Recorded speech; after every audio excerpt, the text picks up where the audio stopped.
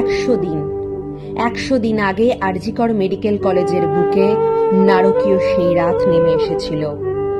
তারপর রাজপথের দখল নিয়েছে সাধারণ মানুষ, আন্দোলন এগিয়েছে, নিজেদের অধিকার বুঝে নিতে রাতের দখল নিয়েছেন মহিলারা। 100 দিন পেরিয়ে গেলেও অভয়ার ন্যায় বিচার এখনো অধরা। কর্মক্ষেত্রে নারী সুরক্ষার দাবিতে শুরু হয় এই আন্দোলনের 100 দিন পেরিয়ে গিয়েও একের পর এক জঘন্য নারী নির্যাতনের ঘটনা আমাদের বুকের ক্ষতকে আরো গভীর করেছে।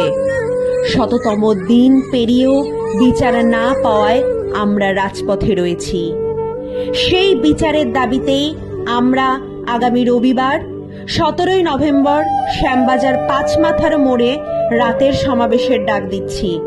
আপনাদের সবাইকে আহ্বান জানাচ্ছি, আপনারা অভয়ের বিচারের দাবিকে সাথে নিয়ে এই সমাবেশে যোগ দিন।